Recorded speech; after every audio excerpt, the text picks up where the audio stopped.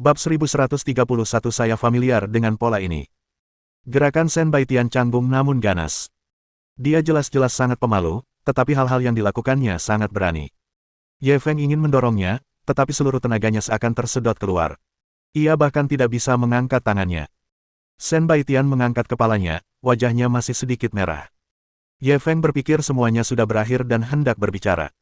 Pada saat itu, dia mendorongnya ke bawah dan mulai membuka kancing kemejanya satu persatu.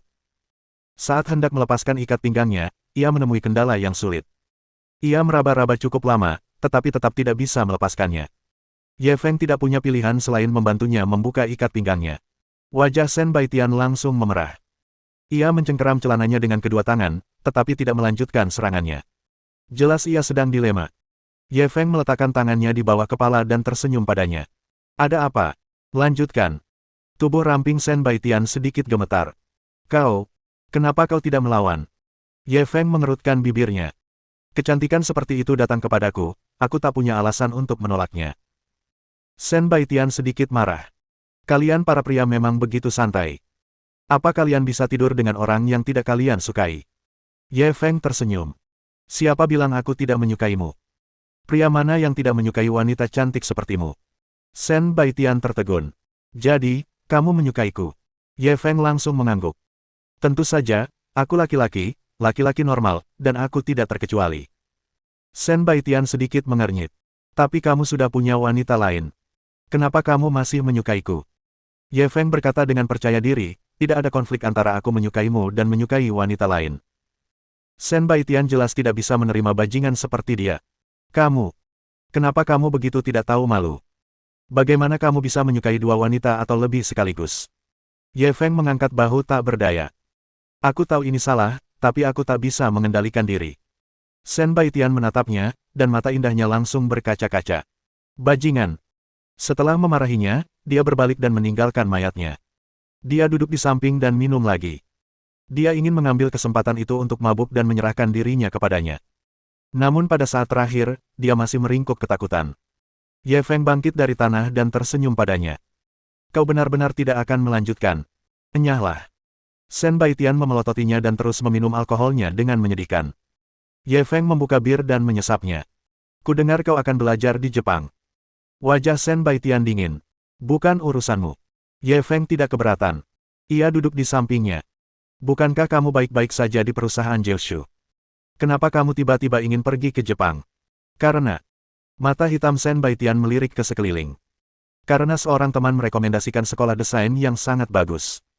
Kupikir sekolah itu lumayan, jadi aku setuju. Ekspresi Ye Feng membeku. Teman. Shen Baitian mendengus. Ya, dan itu laki-laki. Ye Feng menatapnya sejenak lalu langsung tersenyum. Oh, aku mengerti, mungkin itu pacar palsu lain yang kau temukan, kan? Aku familiar dengan rutinitas ini. Senyum muncul di wajah Shen Baitian. Ia mengangkat telepon dan menekan sebuah nomor. Kamu bisa naik sekarang. Sesaat kemudian, terdengar ketukan di pintu. Di bawah tatapan bingung Ye Feng, Shen Baitian berdiri dan membuka pintu. Kemudian, ia melihat seorang pria muncul di pintu. Pria ini tingginya sekitar 1,8 meter dan sangat tampan. Terutama aura artistik yang terpancar darinya, bahkan Ye Feng, seorang pria, sempat tertegun sejenak. Auranya semakin memikat para gadis. Shen Baitian menatap Ye Feng. Perkenalkan, ini temanku, Satoshi Suzuki, profesor termuda di Akademi Seni Ibu Kota. Halo. Satoshi Suzuki mengangguk ke arah Ye Feng.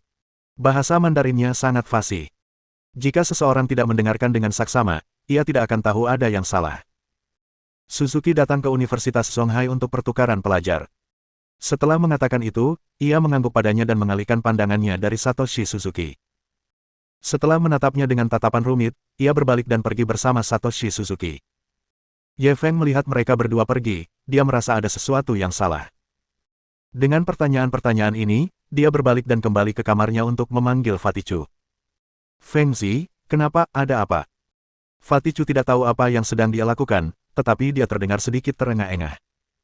Apa yang sedang kamu lakukan? Tanya Ye Feng penasaran. Tidak ada.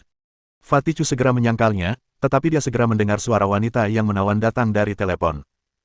Dilihat dari suaranya, sepertinya itu adalah Huang Yutong. Ye Feng terbatuk kering, Itu, selesaikan urusanmu dulu, baru kita bicara. Dengan itu, dia menutup telepon. Setelah sekitar 5 menit, Fatichu menelepon lagi. Cepat sekali selesainya. Kamu harus makan sendiri. Setelah Ye Feng mengangkat telepon, dia tak bisa menahan diri untuk menggodanya. Hehehe, pertama kali, biasa saja. Fatichu tersenyum malu. Oh ya, aku ingin bertanya sesuatu padamu. Ye Feng menahan tawanya dan bertanya dengan serius.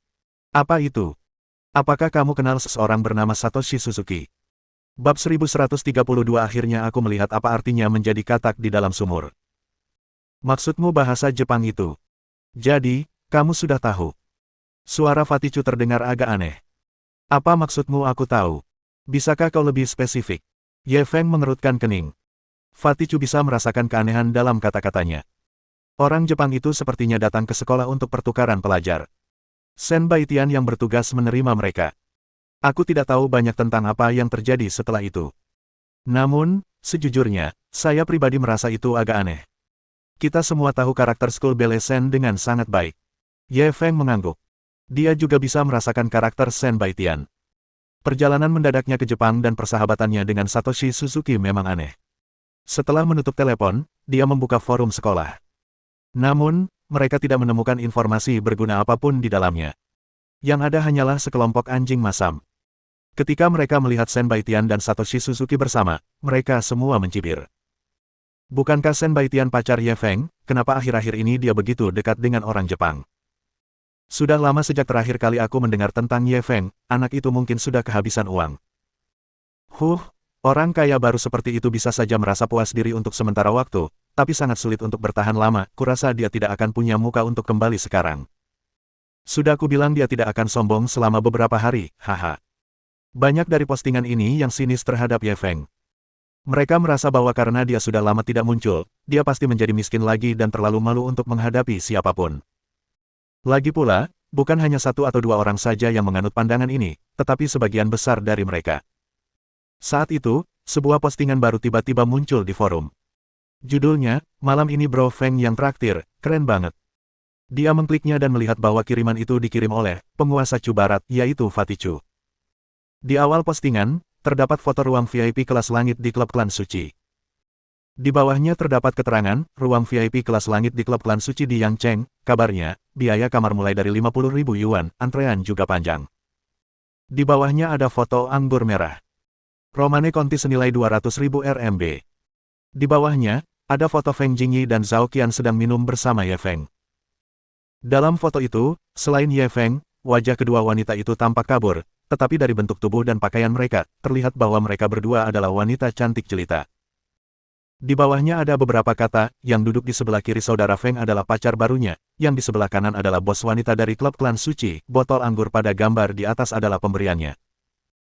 Di akhir, ada paragraf penutup, "Saya tidak akan mengunggah apapun lagi, saya khawatir ini akan membuat beberapa orang buta." Singkatnya, kejayaan saudara Feng saat ini bukanlah sesuatu yang bisa dibayangkan oleh orang-orang bodoh, sekelompok katak di dasar sumur.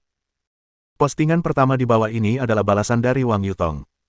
Saya beruntung bisa berpartisipasi dalam pertemuan ini, saya hanya ingin mengatakan bahwa tulisan Fatih sangat buruk, Anda bahkan tidak menjelaskan 1/10.000 dari keterkejutan malam ini. Pesan kedua adalah balasan dari Gao Sufei.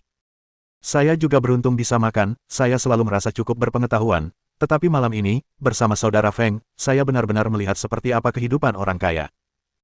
Pencapaian saudara Feng saat ini jauh melampaui imajinasi banyak orang, jika saya tidak melihatnya dengan mata kepala sendiri, saya tidak akan mempercayainya.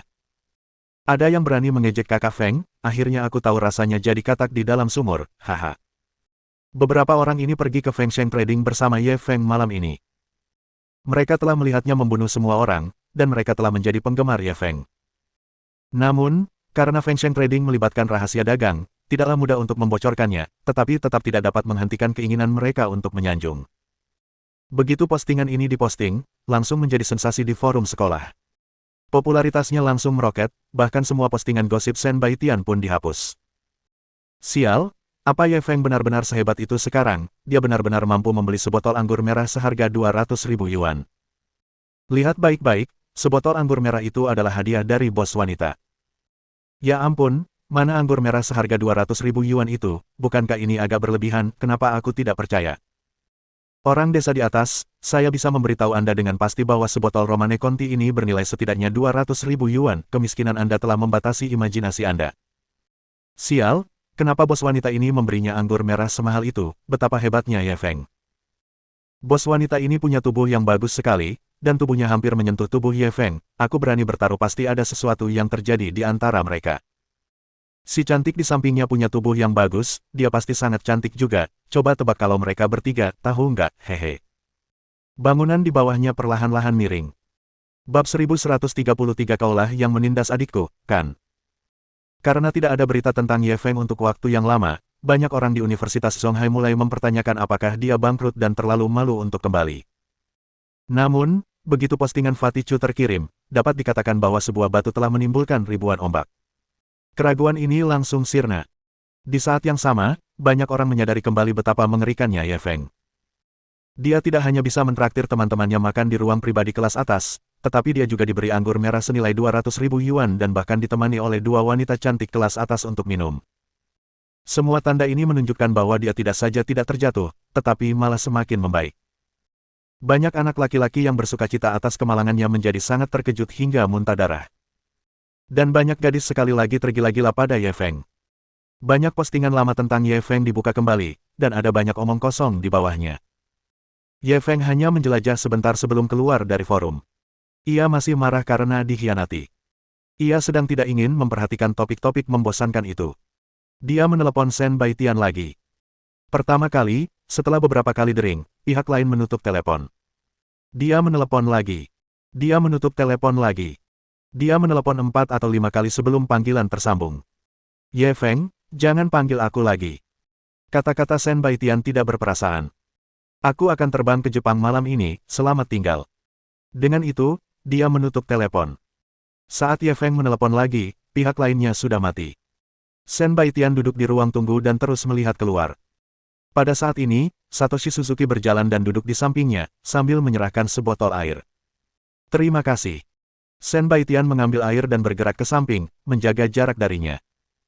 Ketika Satoshi Suzuki melihat tindakan kecilnya, ia hanya tersenyum tipis. Menurutmu dia akan mengejarmu? Shen Baitian menggelengkan kepalanya. Aku tidak tahu.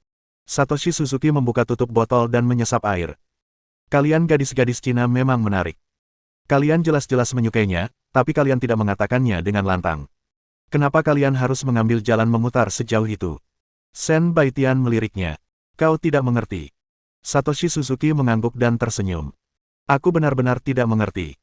Kau memintaku untuk ikut bermain dengan aktingmu selama ini, dan aku sudah berusaha sebaik mungkin. Tapi kalau dia tidak mengejarmu, apa yang akan kau lakukan?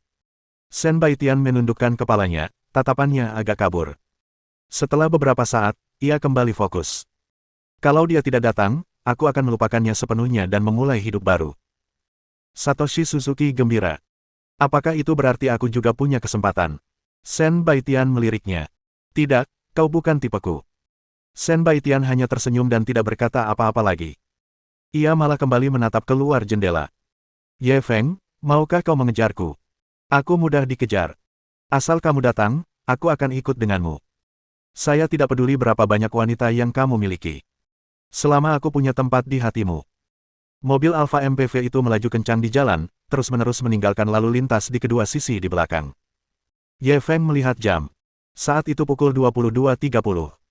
Masih ada 15 menit sebelum penerbangan ke Jepang. Berdasarkan kecepatannya saat ini, masih ada kemungkinan besar dia akan tiba sebelum pesawat lepas landas. Namun, hal-hal baik selalu membutuhkan waktu. Pada saat ini, dua mobil tiba-tiba melompat keluar dari persimpangan di depannya dan menghalangi jalannya. Ye Feng buru-buru menginjak rem. Karena Alfa MPV itu terlalu cepat, ia langsung kehilangan keseimbangan. Bodi mobil miring tajam. Untungnya, keterampilan mengemudinya luar biasa. Ia segera menstabilkan arah dan kemudian melakukan serangkaian aksi memukau sebelum akhirnya menghentikan mobil dengan selamat. Pada saat ini, mobil Alfa hanya berjarak kurang dari satu kepalan tangan dari mobil Maserati di depannya. Sial, kamu sakit. Dia sangat marah ketika bertemu orang buta seperti itu lagi. Dia langsung menjulurkan kepalanya dan mengumpat. Kemudian, pintu gunting Maserati terbuka, dan seorang pria dengan gaya rambut belah tengah keluar dari mobil terlebih dahulu. Ketika Ye Feng melihat pria ini, dia tercengang. Bukankah ini adik Zhao Qian, Zhao Xiaotian. Saat Zhao Xiao masuk ke dalam mobil, pintu Range Rover di belakangnya terbuka, dan 5 atau 6 pria agresif keluar. Keluar dari mobil. Zhao Xiaotian menepuk bagian depan mobil Alfa dengan ekspresi membunuh di wajahnya. Aku ada urusan mendesak sekarang. Aku tidak punya waktu untuk bicara omong kosong denganmu. Minggirlah. Ye Feng sedang terburu-buru pergi ke bandara. Ia tidak ingin terlibat dengannya. Zhao Xiaotian segera berjalan mendekat dan membuka pintu mobilnya. Aku minta kamu keluar dari sini, sialan. Kamu tidak mengerti bahasa manusia. Ye Feng menahan amarahnya dan melompat turun dari mobil. Katakan padaku, ada apa? Zhao Xiaotian memiringkan kepalanya dan menatapnya dengan santai. Kau yang menindas adikku, kan? Ye Feng langsung mencibir, bagaimana aku bisa menggertaknya? Zhao Xiaotian membanting bagian depan mobil Alfa. Beraninya kau bilang tidak? Apa mobil ini milik adikku? Kenapa bisa sampai di tanganmu? Dia memberiku kompensasi, kata Ye Feng sambil melihat waktu, kerutan di dahinya semakin dalam. Omong kosong, kaulah yang merebutnya dari adikku. Kudengar kau bahkan menyuruhnya mengganti rugi 8 juta yuan. Mana uangnya? Kembalikan padaku. Zhao Xiaotian dengan arogan menunjuk hidung Ye Feng. Aku tidak punya waktu untuk bicara omong kosong denganmu sekarang. Kalau kamu mau uang, suruh adikmu datang dan memintanya sendiri. Ye Feng tidak ingin bicara omong kosong lagi dengannya. Ia berbalik dan hendak masuk ke mobil. Melihat ini, Zhao Xiaotian buru-buru meraih lengannya. Kau pergi tanpa mengembalikan uangnya. Ye Feng mengayunkan lengannya, dan Zhao Xiaotian mundur beberapa langkah. Ia langsung marah besar karena malu, sialan, kau cari mati saja, hajar dia. Beberapa pria kuat itu tidak mengatakan apa-apa. Mereka langsung menyerang Ye Feng. Bab 1134. Mengapa kau memaksaku? Bocah, pergilah ke neraka. Seorang pria berotot yang bergegas mendekat menendang pinggang Ye Feng, ingin menendangnya ke dalam mobil. Tubuh Ye Feng bergerak sedikit ke samping dan menghindari serangannya. Tangan kanannya menarik dan memasukkan salah satu kakinya ke dalam kereta. Ah! Kaki pria itu ditarik menjadi garis lurus, dan dia langsung menjerit memilukan. Pada saat yang sama, tinju dan kaki keempat orang lainnya sudah menyerang. Ye Feng tak mau repot-repot berdebat dengan mereka. Ia menggunakan teknik Mountain Lianing Bajikuan dan menghempaskan keempat orang ini. Sebenarnya, ia tidak menggunakan banyak kekuatan. Ia hanya berharap orang-orang ini tahu betapa kuatnya dirinya dan berhenti mengganggunya. Zhao Xiaotian tercengang. Meskipun kelima orang ini tidak dianggap ahli bela diri, mereka tetaplah orang-orang yang berbaur dengan dunia bawah. Perkelahian adalah hal yang biasa. Dia awalnya berpikir bahwa mereka berlima sudah lebih dari cukup untuk menghadapinya. Kamu Feng. Namun, ia tak pernah menyangka orang-orang ini begitu lemah. Mereka langsung terpental begitu bertukar pukulan. Seluruh proses itu hanya berlangsung kurang dari sedetik. Kamu. Zhao Xiaotian sangat ketakutan sehingga dia mundur 2 langkah, menatap Ye Feng seolah-olah dia telah melihat hantu. Kalau kau tidak mau mati, menjauhlah dariku. Ye Feng menatapnya dengan dingin, lalu berbalik dan masuk ke dalam mobil. Mungkin tatapannya yang menghina telah memancing Zhao Xiaotian, membuatnya kehilangan akal sehatnya. Ia berbalik dan meraung ke arah kelompok itu, terus serang. Lumpuhkan anak ini. Beberapa orang itu sudah bangkit dari tanah. Mereka menyadari bahwa mereka tidak terluka, dan mereka pikir Ye Feng hanya sedikit kuat. Mereka segera mengeluarkan belati dari sakunya dan menyerbu ke depan lagi. Mata Ye Feng berkilat penuh niat membunuh. Karena kau tidak tahu apa yang baik untukmu, jangan salahkan aku. Sebelum ia sempat menyelesaikan kalimatnya, tangan kanannya telah terulur secepat kilat dan mencengkeram pergelangan tangan seorang pria yang sedang menyerbu di depan sambil menodongkan pisau. Kekuatannya tiba-tiba meledak. Dengan bunyi retakan, pergelangan tangan pria itu patah. Pria itu menjerit dengan suara mengerikan. Ye Feng tidak berhenti. Ia meraih pergelangan tangannya dan menepisnya ke samping. Pria di sebelahnya bergegas mendekat. Sebelum dia bisa melihat situasi dengan jelas, belati itu sudah menusuk perutnya. Kedengarannya rumit, tetapi rangkaian tindakan ini memakan waktu kurang dari 3 detik. Kelima pria kekar itu tergeletak di tanah dan meratap. 2 di antaranya bahkan merah. Zhao Xiaotian begitu ketakutan hingga ia tertegun. Cairan kuning mengalir di celananya. Dia selalu menjadi pembuat onar sejak dia muda, dan perkelahian adalah kejadian yang biasa, tetapi dia belum pernah melihat pemandangan yang begitu kejam. Sebelum dia sempat sadar kembali, dia merasakan tenggorokannya dicubit oleh sebuah tangan yang kuat. Bang! Ye Feng mencengkeram lehernya dan menekannya ke Alpha MPV. Kenapa kau memaksaku? Seluruh tubuh Zhao Xiaotian bergetar tak terkendali. Ah, maafkan aku salah. Kumohon, ampuni nyawaku. Ye Feng melihat jam dan melemparkannya ke dalam kereta. Sebaiknya kau berdoa agar aku tiba tepat waktu, kalau tidak, kau akan mati hari ini. Dengan itu, ia menginjak pedal gas dan Alpha MPV melaju meninggalkan tempat kejadian. Akan tetapi, dia masih terlambat selangkah. Ketika dia tiba di bandara, dia melihat sebuah pesawat terbang perlahan ke langit. Pada saat yang sama, ia menerima pesan teks di teleponnya. Ye Feng, aku membencimu. Pesan itu dikirim oleh Shen Baitian. Meskipun hanya 5 kata, isinya terlalu banyak kebencian. Dia mungkin menunggunya sampai detik terakhir sebelum menaiki pesawat. Namun dia telah mengecewakannya. Ye Feng perlahan-lahan bersandar di kursinya dan menutup matanya. Zhao Xiaotian duduk di samping, gemetar ketakutan. Jantungnya sudah berdebar kencang. Dalam perjalanan ke sini, dia sudah mengirim pesan kepada saudara perempuannya untuk meminta bantuan, tetapi dia tidak tahu apakah saudara perempuannya bisa tiba tepat waktu. Ye Feng perlahan membuka matanya dan berbalik menatapnya. Tahukah kau bahwa gara-gara kau, aku kehilangan wanita yang sangat kucintai? Zhao Xiaotian memaksakan senyum yang tampak lebih buruk daripada menangis. Maaf, aku tidak tahu. Zhao Xiaotian sangat ketakutan hingga ia meratap, kakek, tolong ampuni aku. Aku benar-benar tidak tahu kakek punya urusan mendesak. Keluargaku kaya. Aku akan memberimu uang. Maafkan aku. Senyum sinis muncul di wajah Ye Feng. Mengampunimu adalah urusan Tuhan, dan aku bertanggung jawab untuk mengutusmu menemui Tuhan. Sambil berkata demikian, dia mencengkeram lehernya. Kepala Zhao Xiaotian langsung memerah. Ia meronta-ronta dengan seluruh anggota tubuhnya, tetapi sia-sia. Lambat laun pupil matanya mulai membesar, dan ia sudah dapat merasakan datangnya kematian. Bang, bang, bang. Pada saat kritis ini, seseorang tiba-tiba mengetuk jendela mobil Alfa. Wajah cantik Zhao Qian muncul di luar jendela mobil, tampak sangat cemas. Zhao Xiaotian sudah putus asa, tetapi ketika melihat adiknya, secercah harapan kembali muncul. Kakak, selamatkan aku. Ye Feng juga melihat Zhao Qian, ia juga melihat tatapan memohon di matanya. Ia perlahan-lahan mengendurkan cengkeramannya. Batuk. Zhao Xiaotian langsung terbatuk-batuk hebat seolah-olah baru saja ditarik keluar dari air. Sebelum sempat pulih sepenuhnya, ia buru-buru membuka pintu mobil dan bergegas keluar.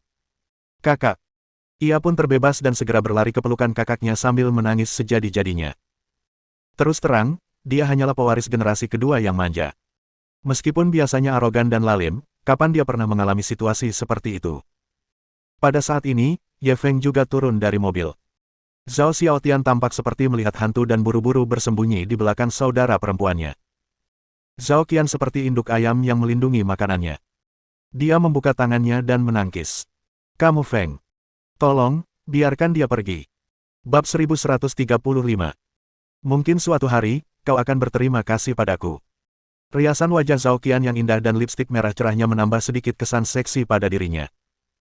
Rambutnya yang panjang dan bergelombang tergerai diagonal di bahu kanannya, memperlihatkan pesona dewasanya. Dia mengenakan gaun merah panjang yang menonjolkan bentuk tubuhnya yang anggun. Sepasang kaki yang indah dan ramping muncul dan menghilang dari celah roknya. Mungkin karena dia terburu-buru sehingga tumit salah satu sepatu hak tinggi merahnya patah, membuatnya tampak seperti sedang pincang. Tuan Ye, aku mohon, biarkan saudaraku pergi. Dia menatap Ye Feng dengan memohon. Tatapan Ye Feng dingin. Tahukah kau bahwa karena kebodohannya, aku kehilangan kesempatan untuk mendapatkan kembali wanita yang kucintai? Zhao Qian buru-buru mengangguk. Aku tahu. Aku minta maaf atas namanya. Aku benar-benar minta maaf. Ye Feng tertawa dingin. Hanya permintaan maaf sederhana. Zhao Qian perlahan berlutut di kakinya. Aku tahu. Sekalipun aku minta maaf 10.000 kali sekarang, itu takkan mampu meredakan amarahmu. Aku hanya memohon padamu untuk mengampuni nyawanya. Aku bersedia melakukan apapun yang kau inginkan. Ye Feng mengangkat dagunya yang halus dengan jarinya. Zhao Qian mengangkat kepalanya dan menatapnya dengan iba. Ia jelas sedikit bingung. Apapun. Tidak ada emosi di mata Ye Feng. Ya. Zhao Qian ragu sejenak sebelum menganggukkan kepalanya dengan tegas. Sudut bibir Ye Feng sedikit melengkung. Ia menoleh ke arah Zhao Xiaotian yang panik. Bukankah kau ingin melindungi adikmu? Kalau begitu aku ingin tahu bagaimana kau akan melindunginya. Setelah berkata demikian, dia tiba-tiba mengangkat pinggang Zhao Qian dan berjalan menuju Alfa. Kamu. Zhao Xiaotian terkejut dan segera mencoba menghentikannya. Ye Feng berhenti dan berbalik menatapnya. Zhao Xiaotian begitu ketakutan hingga dia mundur 2 langkah, tidak dapat berkata apa-apa lagi. Ye Feng tersenyum sinis padanya. Ia berbalik, masuk ke mobil, dan menutup pintu. Biarkan dia pergi. Zhao Xiaotian mengucapkan beberapa kata terakhir, tetapi suaranya begitu lembut sehingga hanya dia yang bisa mendengarnya dengan jelas. Tak lama kemudian, Alpha MPV itu mulai berguncang dan guncangannya makin kuat. Zhao Xiaotian tahu betul apa yang terjadi di dalam. Ia ingin segera bergegas menyelamatkan adiknya, tetapi ketika ia melangkah maju, tatapan dingin Ye Feng melintas di benaknya. Ia langsung mundur ketakutan. Ah! Ia memeluk kepalanya dan berjongkok di tanah. Ia ingin menangis, tetapi tak berani bersuara. Dia selalu berpikir bahwa dirinya maha kuasa dan tidak memandang remeh siapapun. Namun, baru pada saat inilah dia menyadari bahwa dirinya tidak berguna. Dia tahu penyiksaan macam apa yang dialami saudara perempuannya, tetapi dia tidak berani menyelamatkannya. Pukulan semacam ini sangat menghancurkan baginya. Ia merasa seolah-olah setiap detik adalah setahun, dan ia tidak pernah merasakan waktu berlalu begitu lambat. Rasanya seperti seabad berlalu sebelum guncangan mobil mulai mereda. Setelah sekian lama, pintunya terbuka lagi. Banyak bagian gaun merah Zhao Qian yang robek, dan dia tampak sangat acak-acakan. Pada saat ini, dia terlatih-tatih keluar. Zhao Xiaotian buru-buru bergegas ke depan untuk membantunya. Kakak, apa kamu baik-baik saja? Dia merasa telah mengajukan pertanyaan yang tidak berguna, tetapi dia tidak tahu apa lagi yang bisa dia katakan. Wajah cantik Zhao Qian sedikit pucat saat dia menggelengkan kepalanya. Sekarang sudah baik-baik saja. Saat itu, Ye Feng berjalan keluar dan menatap Zhao Xiaotian. Apakah kamu marah? Zhao Xiaotian memelototinya dan mengepalkan tinjunya erat-erat. Cepat atau lambat, aku akan membunuhmu. Dia mengumpulkan keberaniannya untuk mengatakan hal ini. Ye Feng mencibir. Ingatlah kemarahan ini, itu akan mengubahmu. Mungkin suatu hari nanti, kau akan berterima kasih padaku. Zhao Xiaotian menggertakkan giginya, hatinya dipenuhi niat membunuh. Ye Feng tidak lagi mempermasalahkannya. Ia menoleh ke Zhao Qian. Aku tidak menyangka ini pertama kalinya bagimu, kalau tidak, kau pasti akan lebih lembut. Ketika Zhao Qian memikirkan kehancuran yang baru saja dideritanya, dia merasakan ketakutan yang berkepanjangan di hatinya dan tidak berani menatap matanya. Kembalilah. Nanti, kalau ada yang berani bikin masalah di klub klan suci, laporkan saja namaku. Ye Feng tersenyum sambil berkata begitu. Itu bisa dianggap sebagai kompensasi kecil untuknya. Secercah kegembiraan akhirnya muncul di wajah pucat Zhao Qian. Sekarang dia memiliki Tuan Ye, yang memiliki latar belakang kuat, untuk melindunginya, dia dapat dianggap telah menghilangkan kekhawatirannya. Tentu saja, dia telah menukar tubuhnya untuk ini. Meskipun prosesnya tidak terlalu menyenangkan, setidaknya dia puas dengan hasilnya. Selamat tinggal, Tuan Ye, bisiknya sebelum pergi dengan bantuan adiknya. Saudara laki-lakinya, Zhao Xiaotian. Ye Feng menarik kembali pandangannya dan masuk ke dalam mobil. Kemarahan yang dirasakannya karena kehilangan Shen Baitian hampir terlampiaskan. Ngomong-ngomong, dia akan segera pergi ke Jepang. Tidak akan terlambat untuk membujuknya kalau begitu. Keesokan paginya, Ye Feng masih linglung ketika dia terbangun oleh dering teleponnya.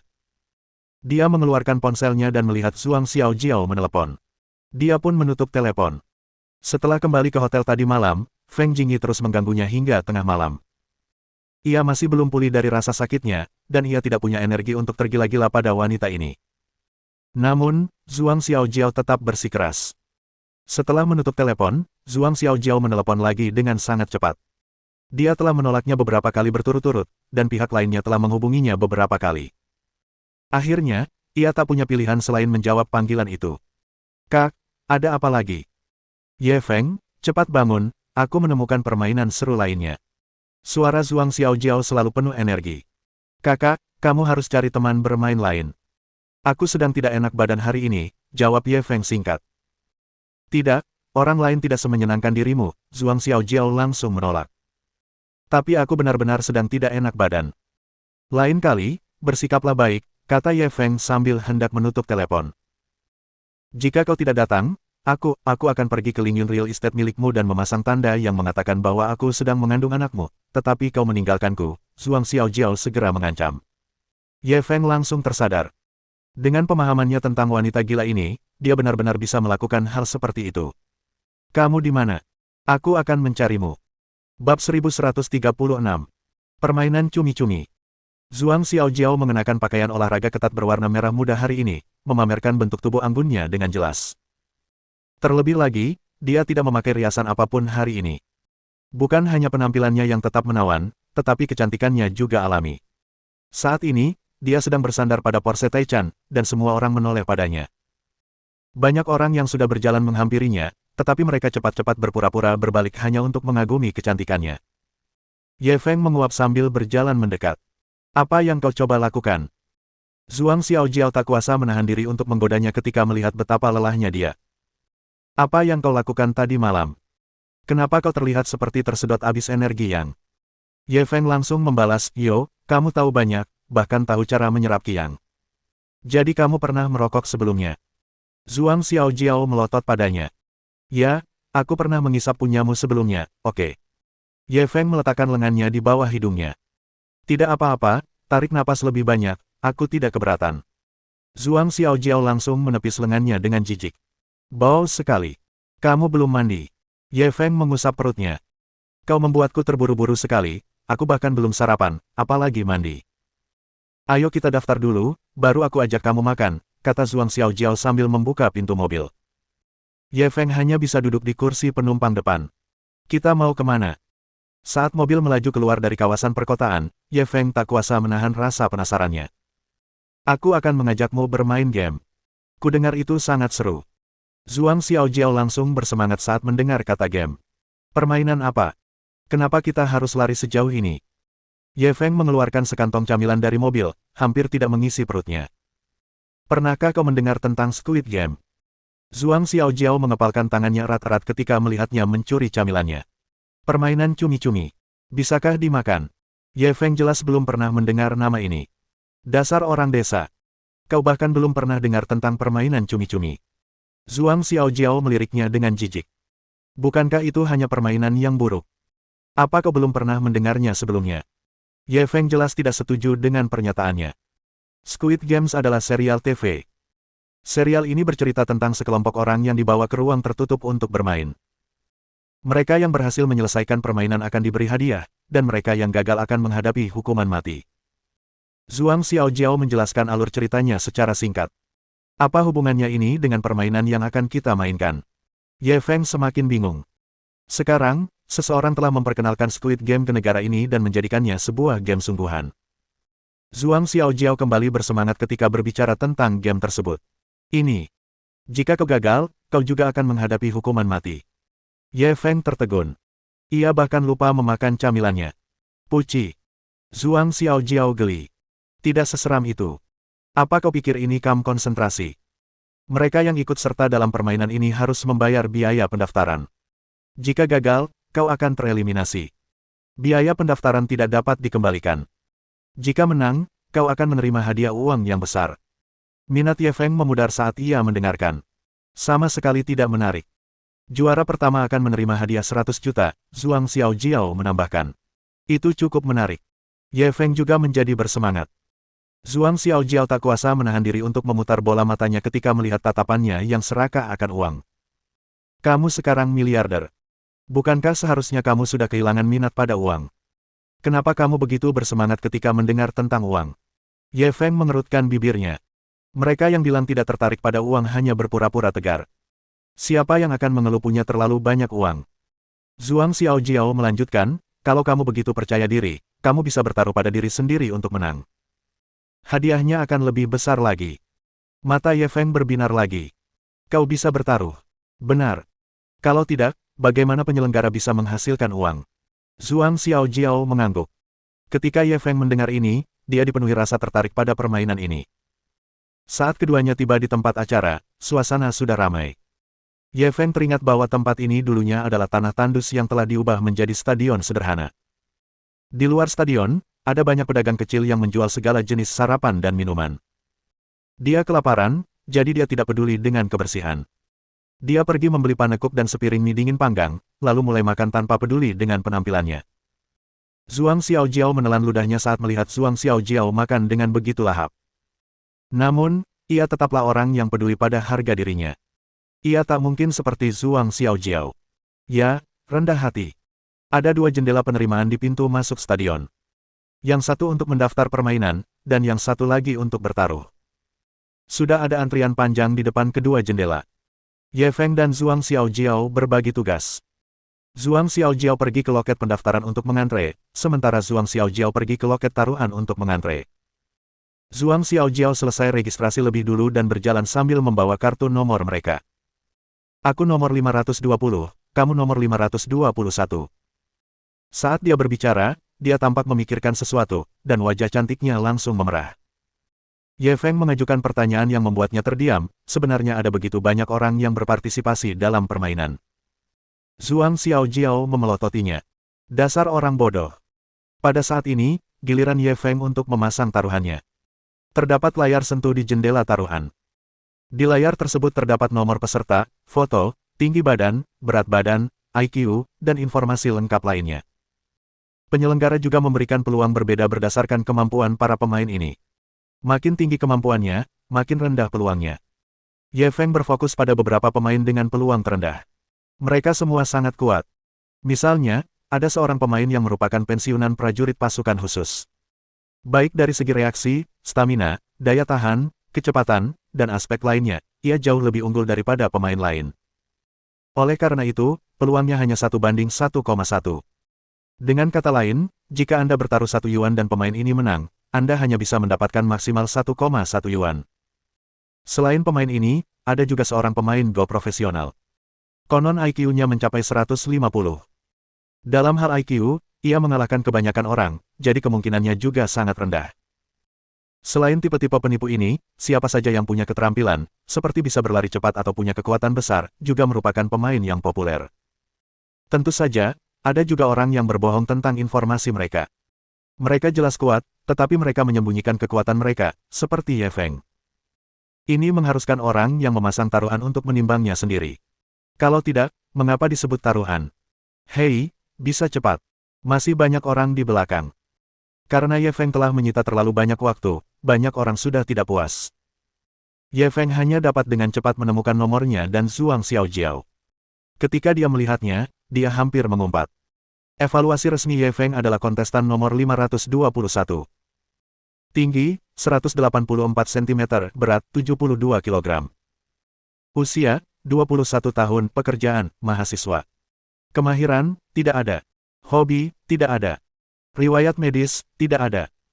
Evaluasi komprehensif, tubuh kurus, kurang pengalaman, kemampuan tidak diketahui, 1-10.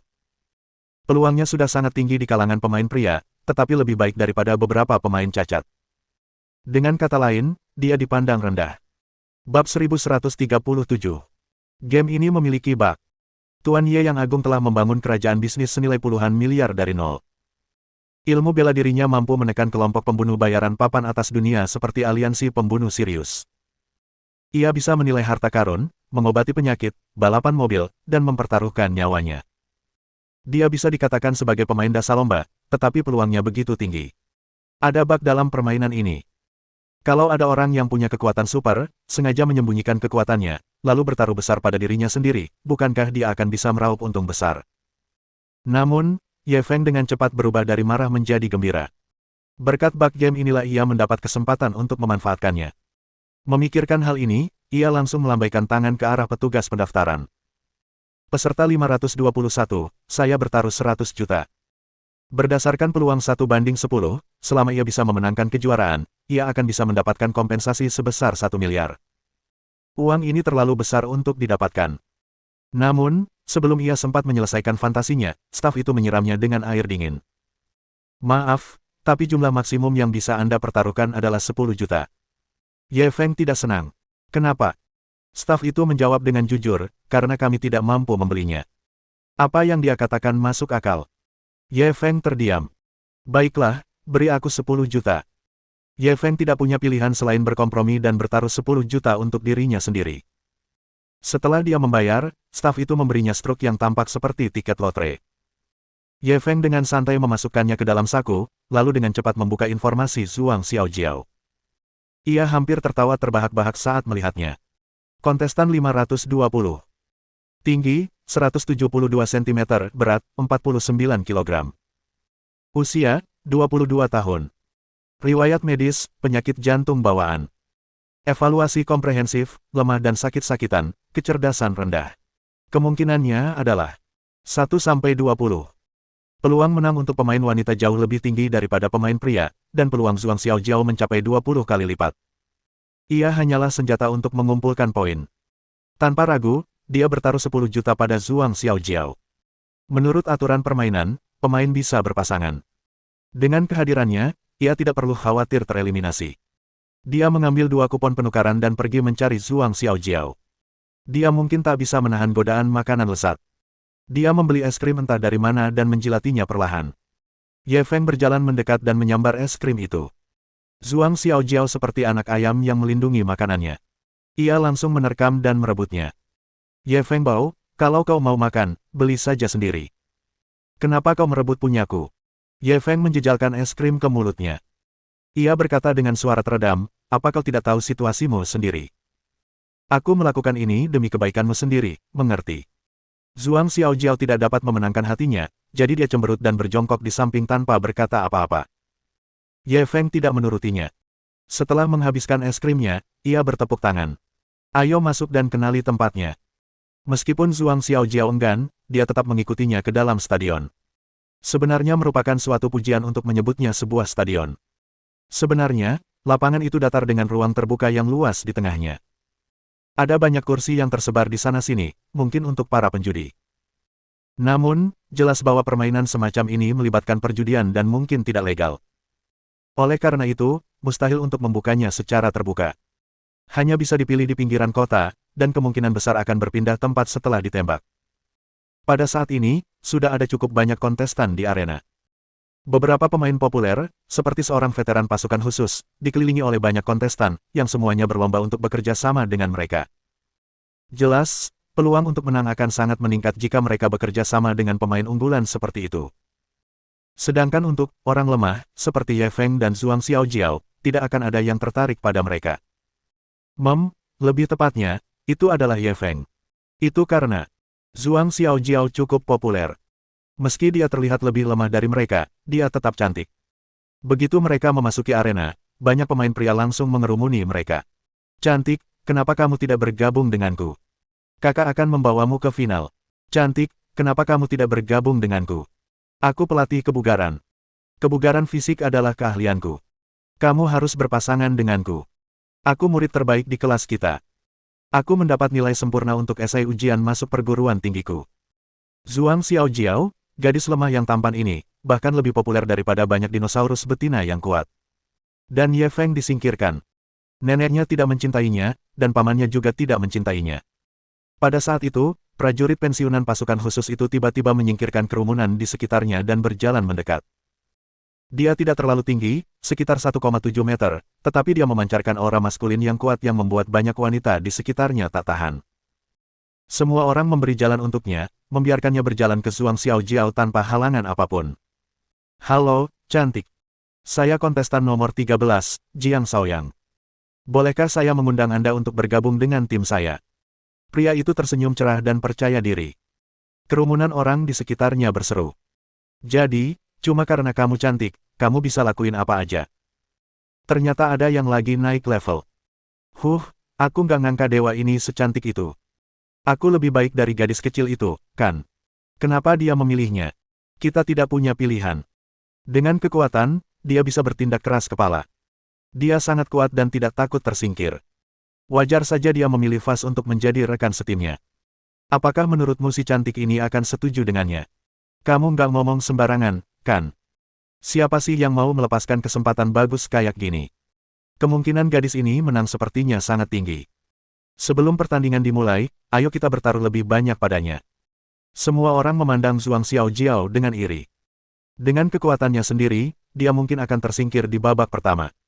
Namun, kini setelah ia memiliki rekan setim favorit ini, situasinya sangat berbeda. Kemungkinan besar ia akan lolos ke final dan bahkan memenangkan kejuaraan. Tak seorang pun akan menyangka dia akan menolaknya. Bukankah itu akan membuatnya terlihat bodoh? Namun, Zhuang Xiaojiao menggelengkan kepalanya. Maaf, aku sudah punya rekan setim. Sambil berkata demikian, dia menunjuk ke arah Ye Feng yang ada di sampingnya. Bab 1138. Dengan dia di sekitar, Anda tidak bisa memenangkan kejuaraan. Ketika semua orang mendengar penolakan Zhuang Xiaojiao, mereka tercengang dan melihat ke arah yang ditunjuknya. Ye Feng menyapa mereka dengan wajar, "Halo." Ketika semua orang melihat rekan setim ini dengan jelas, wajah mereka berkedut hebat. Dia, apa ini lelucon? Dia menolak permintaan dewa itu untuk membentuk tim dan memilih orang yang begitu lemah. Bagaimana bisa anak ini dibandingkan dengan dewa itu? Aku khawatir dia bisa menghancurkannya dengan satu pukulan, kan? Selain sedikit tampan, apa istimewanya anak ini, kenapa dia tidak bisa? Aku beritahu. Cewek-cewek muda itu dangkal banget. Apa gunanya ganteng di saat seperti ini? Mereka tidak dapat mengerti mengapa Zhuang Xiaojiao membuat pilihan bodoh seperti itu. Jiang Shaoyang, pensiunan prajurit, juga tidak mengerti. Ia mengerutkan kening dan menatap Zhuang Xiaojiao. "Cantik, apa kau yakin tidak ingin mempertimbangkannya lagi? Jika kau bekerja sama denganku, kau punya peluang untuk memenangkan kejuaraan." Zhuang Xiaojiao menggelengkan kepalanya dengan keras kepala. "Tidak, dengan dia di dekatmu, kau tidak akan bisa memenangkan kejuaraan." Jiang Shaoyang melirik Ye Feng dengan jijik. "Hanya dia. Aku khawatir dia akan tersingkir di babak pertama." Orang-orang di sekitarnya jelas mempunyai pikiran yang sama dengannya dan mengangguk. Zhuang Xiaojiao tetap tenang. "Sekalipun aku tersingkir, aku ingin bersamanya." Jiang Shaoyang mendesah tak berdaya. "Kau akan menyesalinya." Setelah berkata demikian, ia secara acak mencari seorang gadis di tengah kerumunan untuk membentuk sebuah tim. Gadis itu tak menyangka kesempatan seberuntung itu jatuh ke tangannya. Ia begitu gembira hingga menangis. Para kontestan di sekitarnya menatap iri gadis beruntung itu sambil mengejek Zhuang Xiaojiao. Mereka semua menantikan pertunjukan yang bagus. Zhuang Xiaojiao, di sisi lain, tersenyum tanpa berkata sepatah kata pun. Dalam hatinya, ia mengejek mereka karena tidak tahu apa yang baik untuk mereka. Raja yang sebenarnya ada di sini, kan? Tak lama kemudian, waktu sudah menunjukkan pukul 10 pagi, dan peserta sudah ada ribuan. Lagi pula, biaya pendaftarannya hanya 1.000 yuan, dan ada kesempatan memenangkan hadiah 100 juta. Cukup membuat banyak orang tergila-gila. Pada saat yang sama, masih banyak orang yang bergegas datang. Namun, panitia tidak berencana untuk menunggu lebih lama lagi. Tak lama kemudian, seorang pembawa acara berjalan ke tempat acara dan berkata, "Baiklah, pendaftaran kita sudah selesai. Pertandingan akan segera dimulai. Semua peserta, silakan bersiap." Para kontestan semuanya sangat gembira dan mulai menggosok-gosokkan kedua tangannya, siap menyambut tantangan. Kursi penonton sudah penuh dengan para penjudi yang telah memasang taruhan. Mereka semua memegang teropong dan memandang lapangan seolah-olah sedang menonton pacuan kuda. Ada paviliun kecil di sebelah kursi penonton. Meskipun tampak lusuh, itu jelas kursi VIP.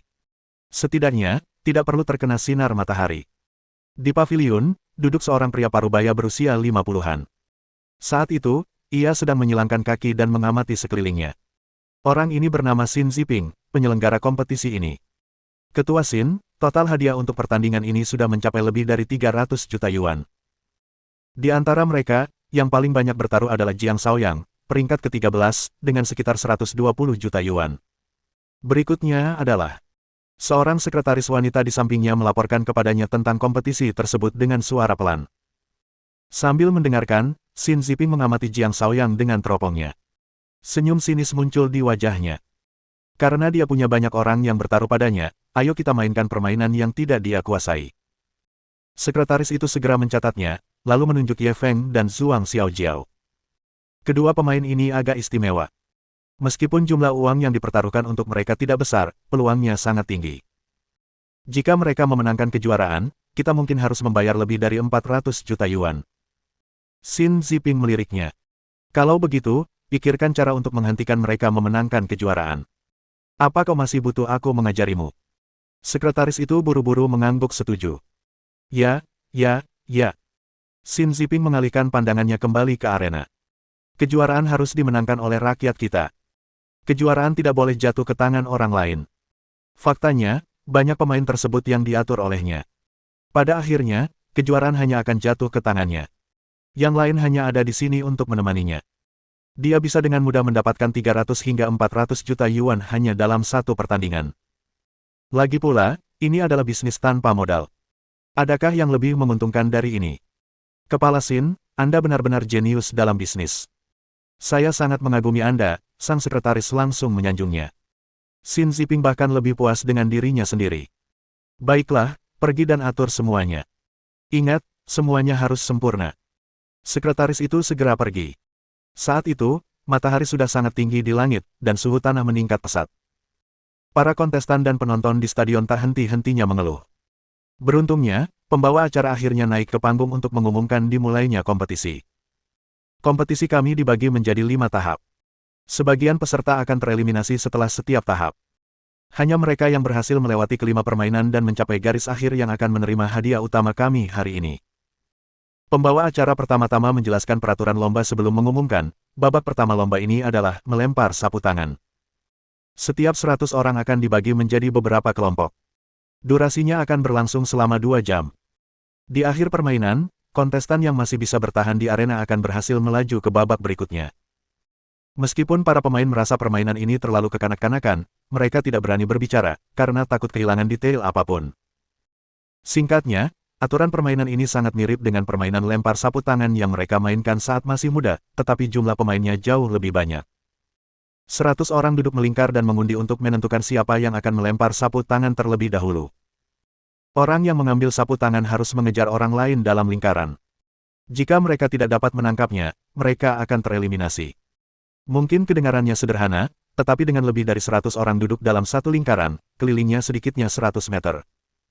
Bagi orang yang biasanya kurang berolahraga, lari sejauh 100 meter memang agak sulit. Terutama ketika banyak gadis mendengar aturan permainannya, ekspresi mereka langsung berubah.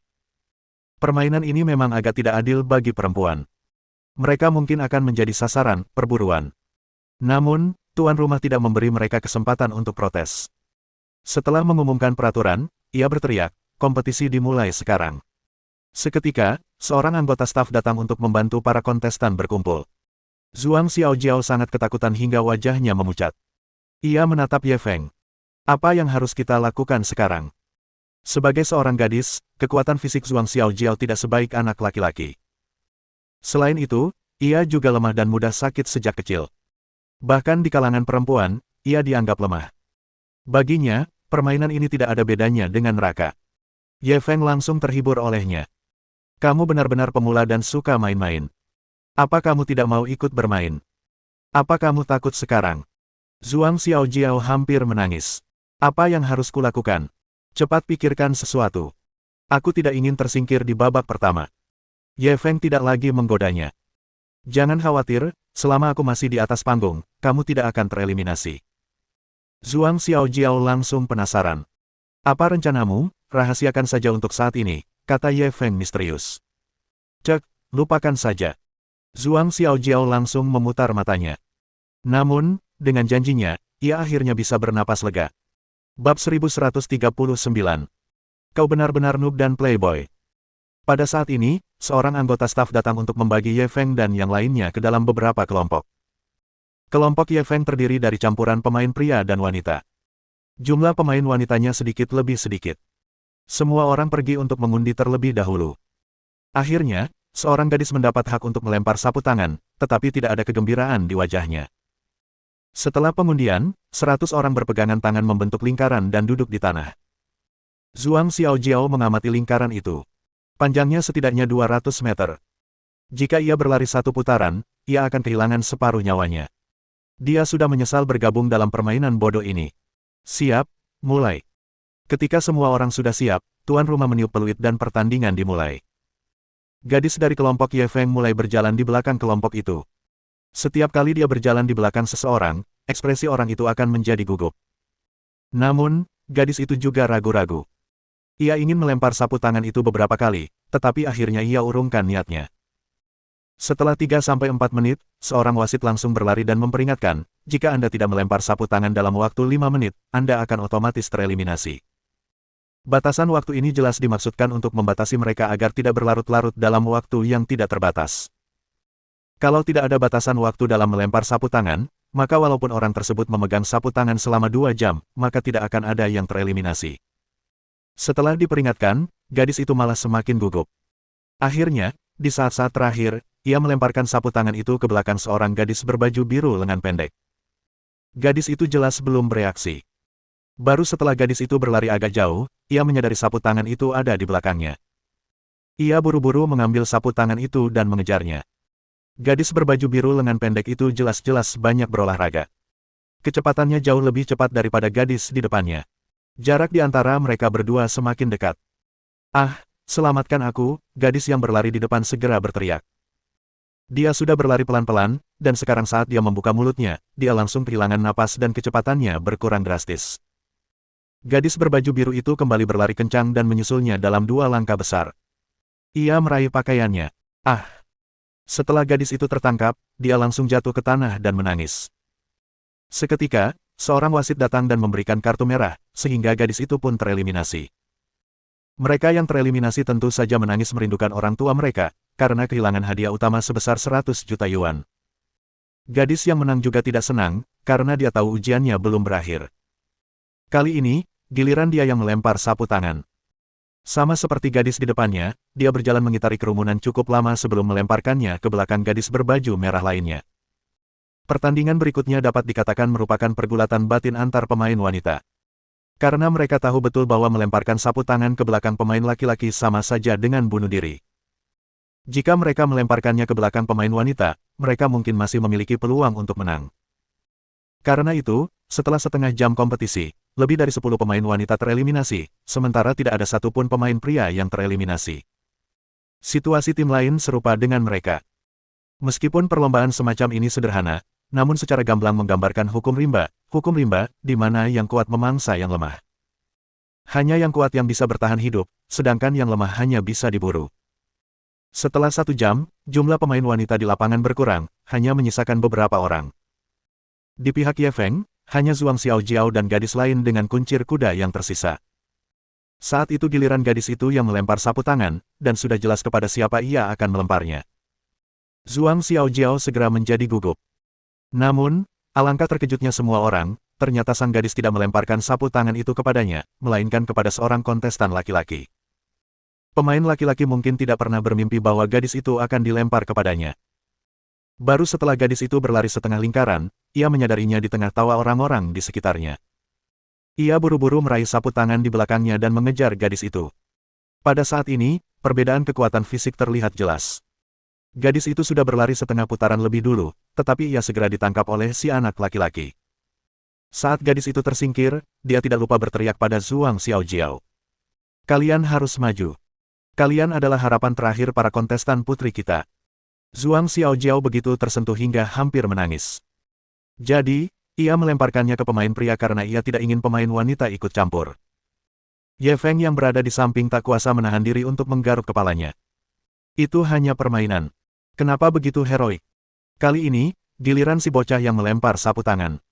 Ia melihat sekeliling dan akhirnya menatap satu-satunya gadis di sana, Zhuang Xiaojiao. Zhuang Xiaojiao tak kuasa menahan desahan. Apa yang seharusnya terjadi akhirnya terjadi juga. Kali ini, tanpa ketegangan apapun, pemain pria melemparkan sapu tangan ke belakangnya. Gelombang ejekan langsung terdengar di tempat kejadian, dan semua orang mengutuk perilaku pengecutnya. Tetapi Ye Feng menduga bahwa jika mereka harus membuat pilihan, mereka mungkin akan membuat pilihan yang sama. Lagi pula, memilih pemain wanita adalah cara yang paling aman. Zhuang Xiaojiao sudah siap. Begitu pemain pria itu melempar sapu tangan ke belakangnya, ia langsung meraihnya dan mengejarnya. Meskipun ia bereaksi cepat, perbedaan kekuatan fisiknya terlalu besar. Ia ditarik semakin jauh oleh pemain pria di depannya. Tak lama kemudian, ia tertinggal setengah putaran darinya. Jelas ia tak bisa mengejar. Ketika semua orang melihat pemandangan ini, mereka menggelengkan kepala dan mendesah. Tanpa diragukan lagi, kontestan wanita akan tereliminasi. Bab 1140. Anak ini hanya bantal bordir. Tepat ketika semua orang mengira debu telah mereda dan bahkan Zhuang Xiaojiao sendiri merasa putus asa. Pemandangan aneh tiba-tiba muncul di lapangan. Pemain pria itu hendak kembali ke tempat duduk Zhuang Xiaojiao sebelumnya. Selama ia berhasil duduk, Zhuang Xiaojiao akan tereliminasi. Jelas, ia merasa kemenangan sudah di tangan, jadi ia berhenti dan bersiul kepada Zhuang Xiaojiao di belakangnya. "Cantik, kau bisa, kau bisa." Para kontestan lain juga mulai meratap dan melolong. Sepertinya mereka sangat gembira melihat si cantik mempermalukan dirinya sendiri. Meskipun langkah Zhuang Xiaojiao semakin berat, dia tidak menyerah. Pemain laki-laki itu baru terus bergerak maju perlahan ketika dia berada kurang dari 5 meter jauhnya. Mereka hampir mencapai garis akhir. Rasanya seperti pemain pria itu menginjak pisau. Tiba-tiba ia menjerit dan jatuh ke tanah. Ia memeluk kaki kanannya dan meratap. Kerumunan langsung berseru. Siapa sangka perubahan seperti itu akan terjadi di saat-saat terakhir. Zhuang Xiaojiao sudah putus asa. Melihat pemandangan ini, ia sangat gembira dan kembali memacu kecepatannya. Pemain pria itu mencoba berdiri beberapa kali, tetapi kaki kanannya terasa sangat sakit hingga jantungnya hancur berkeping-keping. Ia tidak bisa berdiri sama sekali. Pada akhirnya, Zhuang Xiaojiao berhasil menangkapnya. Wasit langsung berlari dan memberikan kartu merah kepada pemain pria tersebut. Ia pun tereliminasi. Kali ini, pemandangannya langsung menjadi sensasional. Sialan. Orang ini benar-benar dieliminasi oleh seorang gadis. Bukankah ini terlalu memalukan?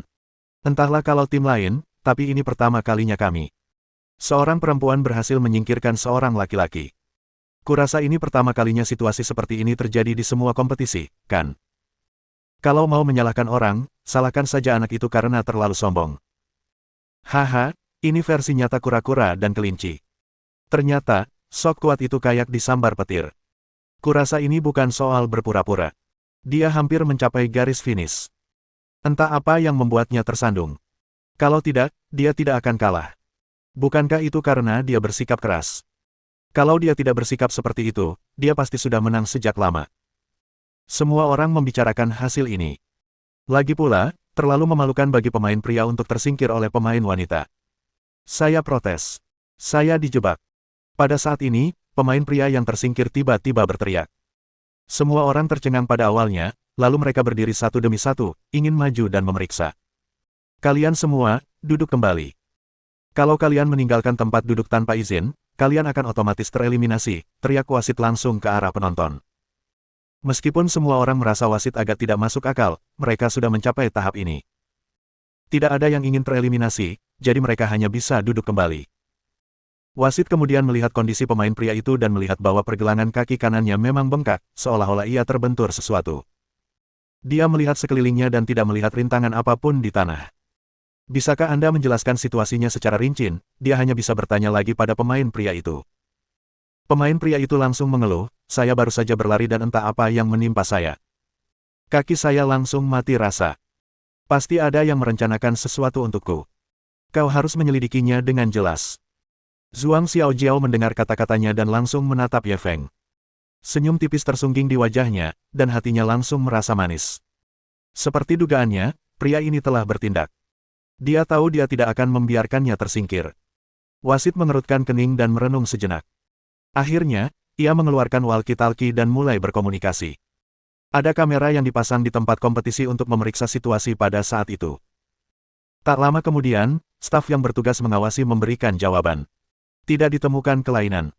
Sudah dipastikan bahwa pemain pria tersebut terjatuh secara tidak sengaja. Pada akhirnya, wasit tetap mengesahkan penalti dan mengeluarkan pemain pria tersebut. Pemain pria tersebut terus mengeluh, tetapi pada akhirnya, ia tetap diminta meninggalkan tempat pertandingan. Zhuang Xiaojiao menjadi pemain wanita pertama yang selamat dari PK dengan pemain pria. Dia merasa bangga seperti burung merak saat kembali ke tempat duduknya. Mengingat kekuatan fisik para kontestan, kompetisi tersebut menetapkan bahwa setelah seorang kontestan menyelesaikan satu babak, mereka tidak dapat dipilih untuk setidaknya 3 babak. Kalau tidak, sekuat apapun stamina seseorang, mereka akan kelelahan sampai mati karena pertempuran yang terus-menerus. Karena Zhuang Xiaojiao, satu-satunya kontestan perempuan, tidak dapat dipilih, kontestan laki-laki yang lebih lemah menjadi target perburuan. Dan Ye Feng tampak seperti orang yang berbudaya dan sopan, seperti kutu buku. Terlebih lagi, tubuhnya tampak kurus dan lemah, membuatnya semakin berbahaya. Setelah 2 ronde berikutnya, selama ronde ketiga, seseorang melemparkan sapu tangan ke belakangnya. Pria itu tingginya hampir sama dengannya, tetapi jauh lebih kuat. Kulitnya gelap, dan jelas terlihat ia sering berolahraga. Setelah melempar sapu tangan, pria itu berlari kencang dan melarikan diri. Dalam sekejap, ia sudah berlari lebih dari 10 meter. Baru saat itulah Ye Feng menyadari, ada sapu tangan di belakangnya. Ia berdiri dan mengambilnya. Namun, ia tidak langsung mengejarnya. Ia malah berjongkok tanpa tergesa-gesa dan mengikat kembali tali sepatunya. Zhuang Xiaojiao menutup wajahnya saat dia melihat ini. Orang ini akan mulai berakting lagi. Dengan penundaan ini, pemain pria di depan sudah berlari setengah putaran. Semua orang tidak bisa menahan tawa melihat reaksi Ye Feng. Hahaha, lihat dia. Dia kelihatan seperti kutu buku. Dia sudah setengah putaran, dan dia masih saja lamban. Kalau dia tidak kalah, siapa lagi? Jarak mereka berdua sudah lebih dari 50 meter. Aku khawatir dia tidak akan bisa menyusul. Aku tidak tahu apa yang dipikirkan wanita cantik itu. Dia malah menolak Jiang Shaoyang dan memilih untuk bekerja sama dengan anak ini. Anak ini seperti bantal bersulam. Selain tampan, apa lagi yang bisa dia lakukan? Orang seperti ini berpartisipasi dalam kompetisi untuk mempermalukan diri mereka sendiri. Semua orang menyatakan kebencian mereka terhadap Ye Feng, tetapi apa yang terjadi selanjutnya benar-benar mengubah pandangan dunia mereka. Pada saat ini, kontestan pria di depan telah berlari setengah putaran dan hendak mencapai garis finish. Hasilnya tampaknya tanpa ketegangan.